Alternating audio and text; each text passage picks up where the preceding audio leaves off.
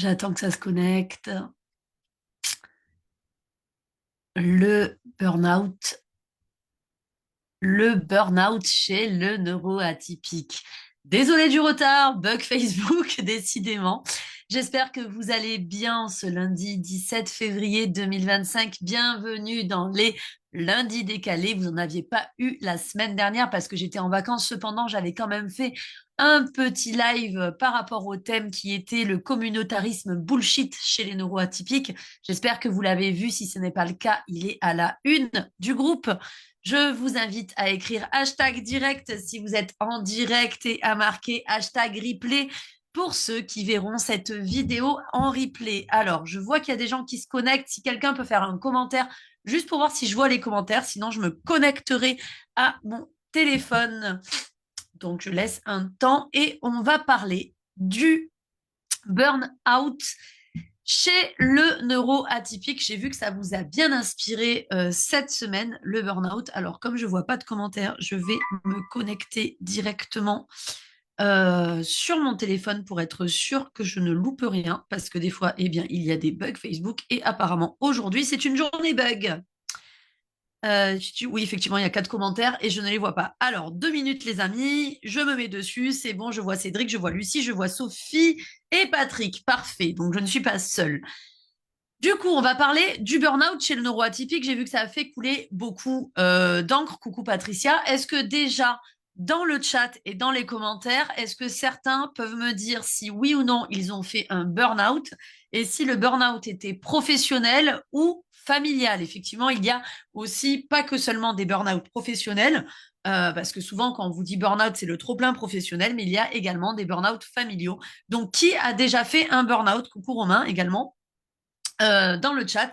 Je vous laisse commenter pour me dire si quelqu'un a déjà fait un burn-out ou du moins a eu les prémices du burn-out. Pour ma part, j'ai eu les prémices. Heureusement, je ne suis pas allée jusqu'au bout. J'ai été bien entourée et j'ai évité de sombrer. Mais bon, c'était limite quand même, hein. Donc, psychologiquement, c'était assez compliqué. Le temps que vous répondiez dans le chat pour savoir qui se sent concerné par le burn-out, je vais vous donner donc la définition du burn-out. Pro et familial pour Romain, ok. Patrick également, les deux, ok. Alors, c'est tout que Romain et Patrick? Bon, on va laisser les gens se connecter. Bonjour Sophie également. Alors, le burn-out, c'est un épuisement physique, émotionnel et mental qui résulte d'un investissement prolongé dans des situations de travail exigeants. Il y a, il y a effectivement des situations de travail exigeants, mais je vais à chaque fois faire le parallèle avec le neuroatypique. Le neuroatypique a également une hyper exigence envers lui-même. Vous allez voir le déroulé un petit peu de cette démonstration qui va vous montrer pourquoi nous, en tant que neuroatypique, on est plus propice, on a plus de propension à faire des burn-out. On a une hyper exigence avec nous-mêmes parce que comme on s'est toujours senti en décalage, comme on s'est toujours senti mal intégré de par notre neuroatypie, puisqu'on fait partie d'une minorité par rapport à la majorité, eh bien, on a une hyper exigence envers nous-mêmes pour montrer qu'on vaut le coup, pour montrer qu'on est capable. Donc, si déjà on est dans une situation de travail qui est exigeante et qu'en plus on a une hyper exigence avec nous-mêmes, c'est double tarif pour nous. La deuxième chose que je veux évoquer également avec vous, c'est qu'on parle de burn-out, mais on ne parle pas assez de bore-out. Le bore-out, et ça aussi c'est un petit peu l'apanage du neuroatypique, c'est tu te fais chier. Tu te fais chier parce qu'en fait ton cerveau a besoin de stimulation plus, et toi en fait ben, tu es dans un travail qui te sous-stimule et donc tu t'emmerdes ou tu te sens inutile, etc. Donc le bore-out, c'est un salarié. Pourquoi je précise salarié? Ben, en fait, si tu es auto-entrepreneur ou entrepreneur, tu es ton propre patron, pardon, et donc tu t'auto-stimules, j'espère, à ta juste valeur. Mais si tu es un salarié, tu es désœuvré et tu t'ennuies profondément, tu n'as aucun plaisir. Et clairement, tu te fais chier parce que tu es sous-stimulé. Qui, parmi les gens qui sont en train de regarder, pense faire plutôt un bore-out qu'un burn-out? Burn-out, je me brûle. c'est trop. Bore out, je me fais chier, c'est trop. Qui parmi les gens font le bore out? Patricia, je sais que tu l'as connue et c'est comme ça d'ailleurs que l'on s'est rencontrés. Effectivement, Patricia, maintenant, fait partie de l'équipe Coolers Coaching, mais c'est une ancienne cliente à moi, hein, qui maintenant est hypnothérapeute. Elle a totalement changé de voix. Je me permets, Patricia, et tu es devenue ton propre patron parce que maintenant, tu sais comment te stimuler. Mais effectivement, elle était en bore out, c'est-à-dire que on ne lui demandait pas de faire des choses qui étaient à la hauteur de ses capacités. Et donc, elle avait ce sentiment d'ennui, ce sentiment de s'emmerder complètement, ce sentiment, en fait, de ne pas utiliser son haut potentiel. Donc, burn pour Romain. Patrick, en tant que salarié, tu étais plus. Ok, en bore out, peut-être. Je ne comprends pas, Patrick, si tu étais en bore out ou en burn out. Et Heidi, tu as expérimenté les deux. Ok.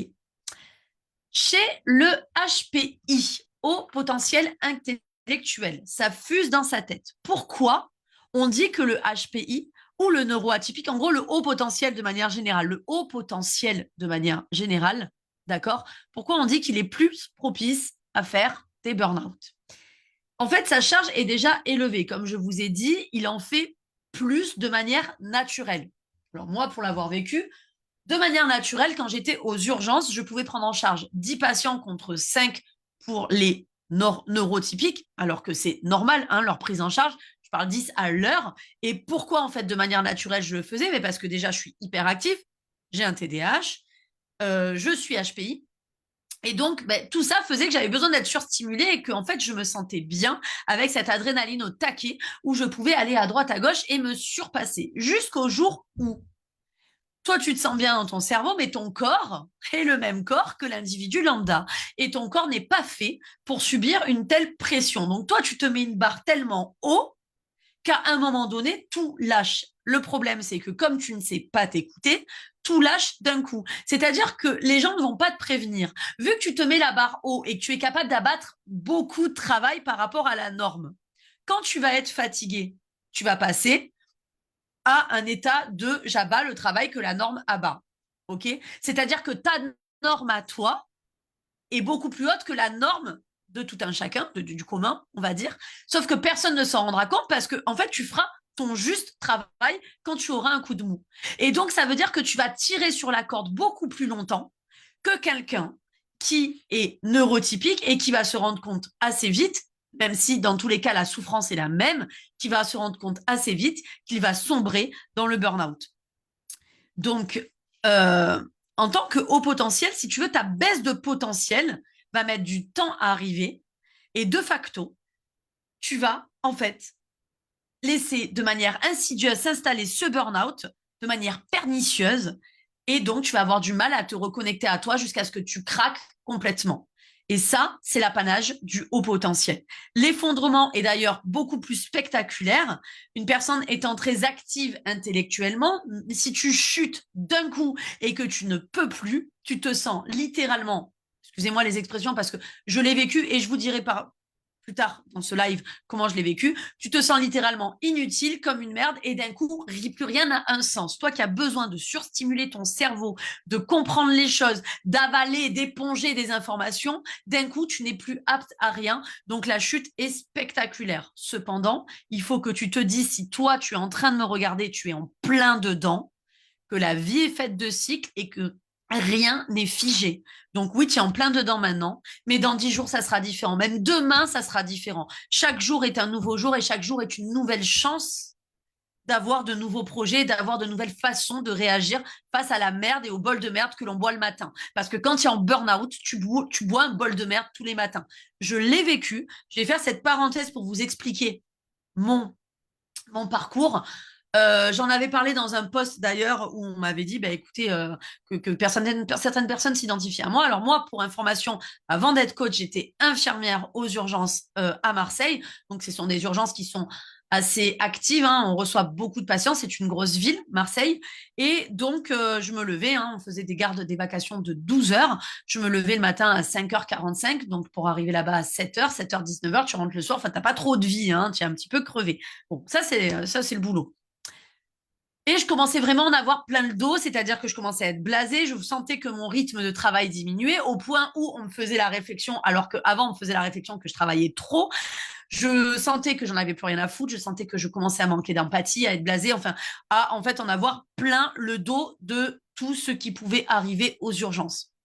Un matin, en mettant le réveil, donc déjà, je commençais à devenir exécrable, à avoir mon moral qui changeait, à tomber dans des mauvaises addictions, donc clope, bouffe, ou alors à arrêter de manger. Ça, on en parlera d'ailleurs cette semaine. TDAH et addiction, c'est le thème de cette semaine. Et un matin, je m'en rappellerai, c'était environ pendant le Covid, début du Covid, je crois, ou un peu avant le Covid, je sais plus. Parce que je l'ai fait le Covid quand même, hein, j'ai fait les 3 premières vagues. Bref, je me lève à 5h45, je me rappellerai toute ma vie, je me lève dans le froid, il faisait nuit, je sors, j'ouvre la porte, et là, je vous jure, la sensation a été très bizarre, c'est comme s'il y avait une force invisible qui m'appuyait sur le thorax en me disant ne sors pas. Alors non, il n'y a rien de perché, il n'y avait pas de fantôme ni rien, c'est ce que je vous dis, c'est ce que j'ai ressenti physiquement, une compression thoracique avec le ne sors pas. Donc, là, je me suis dit, Delphine, tu ne tiendras pas 12 heures, tu n'arriveras même pas à prendre ta voiture. Je me suis assise sur le lit et j'ai pleuré, ce qui a réveillé mon mari. Et mon mari m'a dit, stop, là, tu es réveillé, tu vas chez le généraliste et tu te fais arrêter, mais tu ne vas pas travailler aux urgences.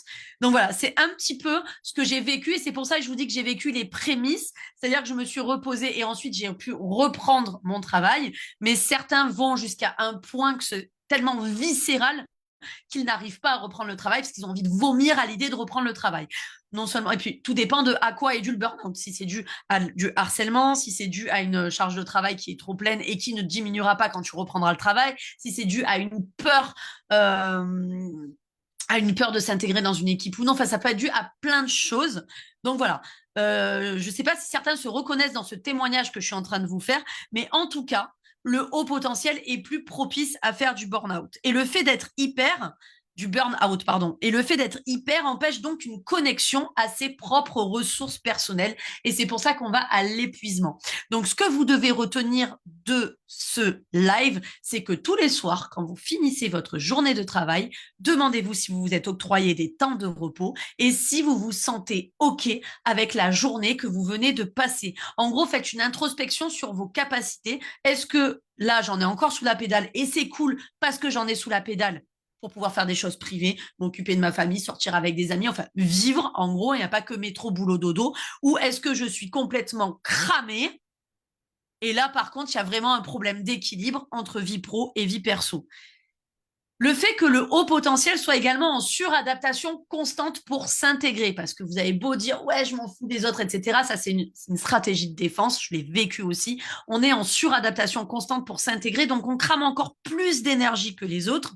Et le fait d'être en suradaptation constante participe à augmenter cette charge mentale de devoir performer, je suis valable et donc je fais l'effort d'aller toujours plus loin, je fais l'effort de remplacer tout le monde. S'il faut remplacer tout le monde, de quoi? Tu n'es pas la dispo, mais moi je te remplace, je te remplace, je te remplace, jusqu'à faire des fois, pour mon exemple, des semaines à 70 heures de garde alors que tu es quand même aux 35 heures, même en étant à l'hôpital, mort de rire, 70 heures, 80 heures, tu es cramé. Mais tu es cramé, tu n'as plus de vie. Donc je vois que Romain, ça te fait réagir. Euh, Hypersensibilité pour Romain. Je regarde un petit peu les harcèlements également. Et oui, donc moi, le harcèlement, Romain, je l'ai connu au point de vouloir presque démissionner quand j'étais au tout début. J'étais bébé infirmière et comme j'étais différente dans mon mode de fonctionnement, là, par contre, j'avais arrêté de manger. J'étais tombée à 48 ou 49 kilos et je voulais démissionner. Puis d'un coup, j'ai eu un regain d'énergie en disant, c'est pas les gens qui vont dicter ma mission, c'est moi qui vais prouver que je suis capable. Et donc, je suis restée comme ça, infirmière pendant 20 ans, enfin 17 ans. Voilà, c'était la petite parenthèse. Donc, le harcèlement n'est pas pareil gravé dans le marbre. Les gens qui vous harcèlent, attention, ce n'est pas votre faute. Les gens qui vous harcèlent se permettent car ils pensent qu'ils ont le droit de le faire. Ça, on en parlera sur d'autres lives. Tu me donnes une idée de live d'ailleurs, Romain, je me le marque. On fera un live sur le harcèlement des neuroatypiques. Parce que je pense que c'est important d'en parler. Et puis, comme je suis passée par là, je pourrais totalement vous livrer mon cœur pendant ce live. On continue. Donc, il y a le côté je fais un effort, je veux montrer que je suis valable, donc je me crame. Il y a le côté perfectionniste, parce que oui, vous en conviendrez avec moi, je ne sais pas si quelqu'un là qui regarde a également ce qu'on appelle l'anxiété de performance. Qu'est-ce que c'est l'anxiété de performance? C'est tout mettre en place pour montrer que je suis performant. Donc, il y a un côté perfectionniste, il y a un côté qui est anxiogène, c'est-à-dire que même si, par exemple, j'ai fini mes heures alors que je suis salarié, je vais rester une demi-heure de plus pour montrer que je suis performant.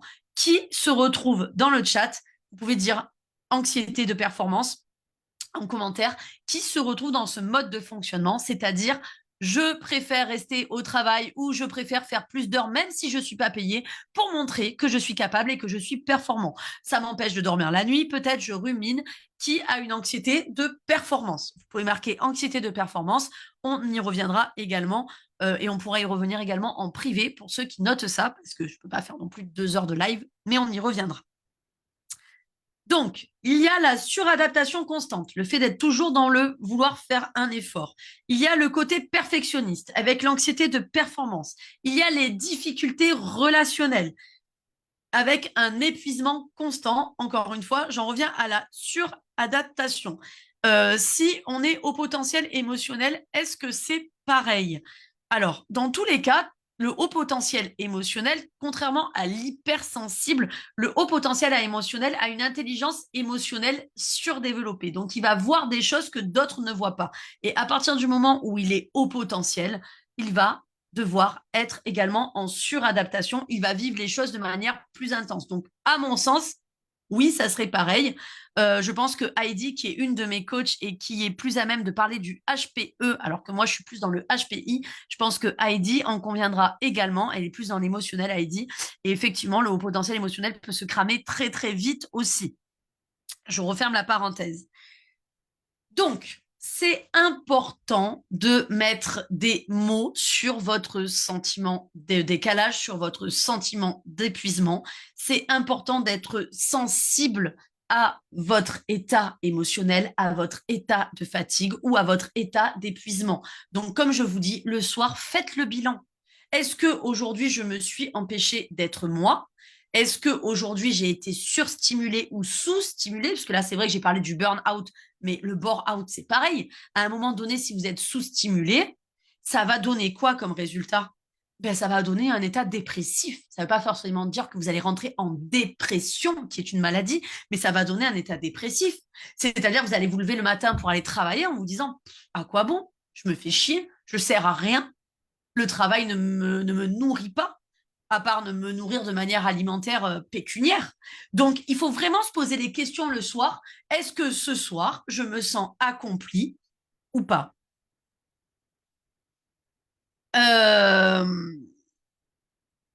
Alors, où j'en étais? Oui. Donc, se poser les questions. Je lis un petit peu.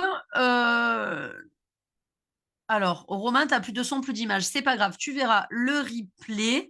Nathalie Philippon, tu es HPE. Le HPE peut se développer, n'est pas forcément associé au HPI. Non. Alors là, tu réponds à une question, je pense, Heidi, mais pas à la mienne.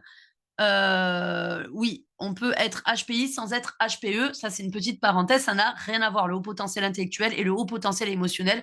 Moi, perso, par exemple, pareil, on peut être hypersensible sans être HPI et sans être HPE. Moi, perso, j'ai un haut potentiel intellectuel parce que j'ai été évaluée.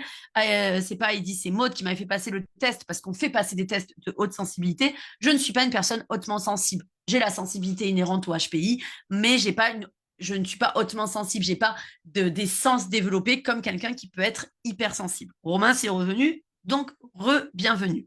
Mais par contre, Heidi, ce que je voulais te poser comme question, est-ce que tu peux répondre à Romain et moi je vais le confirmer, à partir du moment où tu es haut potentiel, ça veut dire que tu es différent des neurotypiques et à partir du moment où tu es différent des neurotypiques, tu es déjà en suradaptation, tu es déjà en surrégime et tu veux prouver que tu le veuilles ou pas, que ce soit conscient ou pas, tu veux prouver ta valeur aux autres en voulant t'intégrer à tout prix.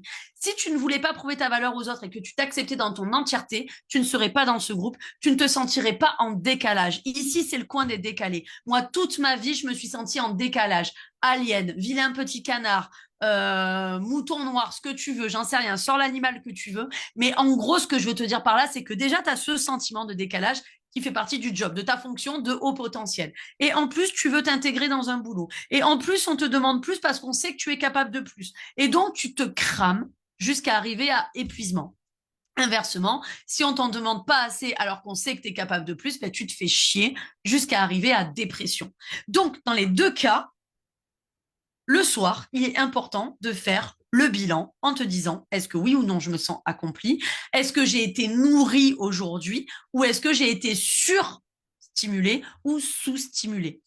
Si tout ce que je viens de dire te parle et tu te sens concerné, moi, ce que je te propose, c'est d'en parler le temps d'un café, allez, 15-20 minutes. Alors, on ne prendra pas un café en vrai, ça sera un café visio, mais d'en parler pour faire un bilan et voir où tu en es. Ce que j'ai remarqué, c'est que 60% des gens que j'accompagne à l'issue de leur accompagnement changent de travail, changent de profession. Soit ils deviennent auto-entrepreneurs, soit ils ont une augmentation, soit ils changent dans leur branche mais vont ailleurs parce qu'ils ont compris qu'ils n'étaient pas à la bonne place, à la juste place où ils devraient être. Donc si là, tu te sens vraiment en décalage dans ton taf, parce que là, on parlait du taf, mais ça peut être en décalage par rapport à ta famille, il y a des solutions, même si aujourd'hui tu ne les vois pas. Donc, si tu veux qu'on en discute, tu mets juste décor, D-E-C-O-R, Delphine Corti, c'est moi, donc décor, D-E-C-O-R, en commentaire, et on reviendra vers toi en message privé pour te proposer 15-20 minutes de discussion clarté. Je t'apporterai pas des solutions en 20 minutes, ça n'existe pas, c'est un mensonge. Je ne te proposerai et je ne te vendrai pas quelque chose en 20 minutes non plus. Je veux juste apporter de la clarté à ta situation et voir où on peut aller et si tu es OK d'aller quelque part. C'est tout. Ça n'engage à rien. Mais par contre, c'est important à un moment donné de s'écouter. Et si tu sens qu'il y a des prémices de burn ou de bore-out, putain, prends cet appel et on en parle. Voilà, donc tu tapes décor en commentaire. Merci de m'avoir écouté. Bon appétit et on se voit lundi prochain. Bisous, bye bye.